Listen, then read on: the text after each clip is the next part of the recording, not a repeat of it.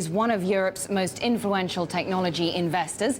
His name is Hussein Kanji. Started his career working on various startups in California before taking up strategy and product management roles at Microsoft. He then moved to venture capitalist firm iCloud Partners. Investments included social network game creator Playfish and Dapper, the display ads venture now owned by Yahoo.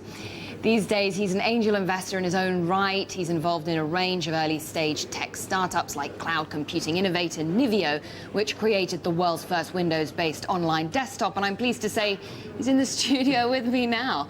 Gosh, that was ran through your CV for you there. Thanks very much for coming in. Thanks for having me. So, I mean, just looking at a quote from Steve Jobs and the appearance that he made last night, he was saying that we're going to demote the PC and the Mac to just being a device, just like an iPad or an iPhone or an iPod Touch. We're going to move the hub of your digital life to the iCloud. Are we officially moving into a post-PC world? I think we've been moving from into a post-PC world for the last few years. I mean, if you look at the number of startups that have been innovating in this space, Apple is in some ways, in many ways, a laggard in this space. There's a popular service called Dropbox that allows you to do many of the things that iCloud does. It's already up to 25 million users, 200 million files a day are being transferred to that network.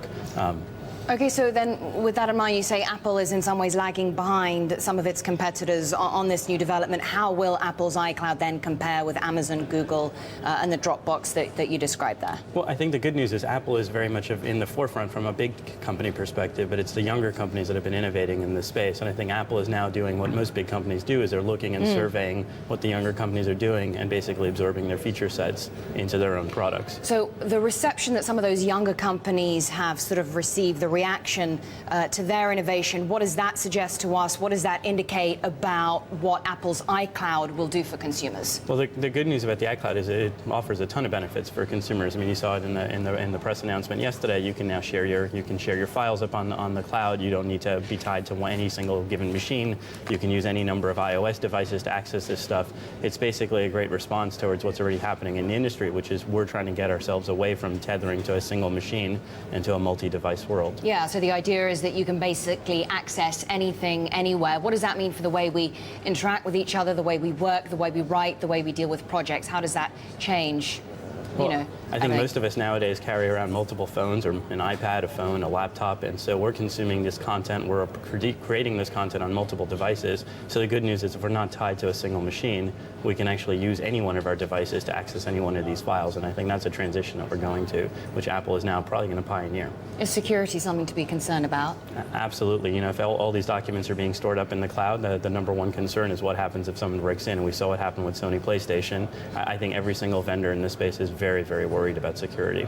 And reliability still seems to be something of a problem. Will bandwidth prove to be an issue? I mean, just with something like movies, for example, that's going to need a lot of space. How's that going to work? Well, I mean, Apple has put in a restriction, so I think they're only going to let you keep your files, your photos, for instance, which are really big, for about 30 days. I think as far as reliability goes, you know, once you centralize the infrastructure, it actually can get much more reliable. Think about your phone service.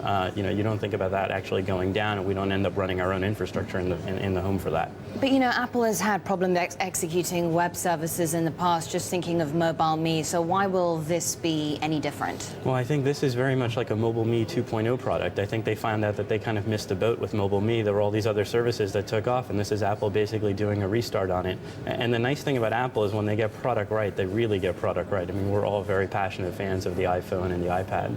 Okay, so with that in mind, how much is this going to drive sales of Apple's hardware? I think if they can get all this stuff right, I think it should continue to increase the value of the Apple hardware. I think most people who I know now don't even use the Windows PC anymore. They really have all switched to the Mac. And if Apple can actually make it even easier to build these files, you know, it's just yet another feature that kind of can drive hardware. Now, Apple is also competing with Amazon and Google's Android software as well, right? So, I mean, how are they going to stack up? Because actually, you know, I guess one criticism is that it's a very sort of closed gadget concept for Apple, you know, between iTunes and iPad and everything else, whereas their competitors are actually, that's the kind of the advantage that they have over Apple. Yeah. What do you make of that? Well, I think that's the Apple philosophy. I think the Apple philosophy is let us do everything. If we can do everything, we can make the standards and the quality really high. rely and trust us on it. And I think everybody else takes the opposite view, that if you make it open, it's actually much more interesting. I think it all goes back to kind of, if you remember the early days of the PC, Apple was very closed back then. They actually used to make their own boxes, their own software. Microsoft came around, Intel came around, and kind of made it a much more open platform. And the winner in that market was Microsoft and Intel. The winner this time around, because the product has to be so right, seems to be Apple, and none of us really know what's going to happen over the next 5 or 10 years. It could be a repeat of the PC industry all over again. We just don't know. A really interesting note to end on as well. Hussein Kanji, good to talk to you. Thanks so much for coming in. Thanks for having me.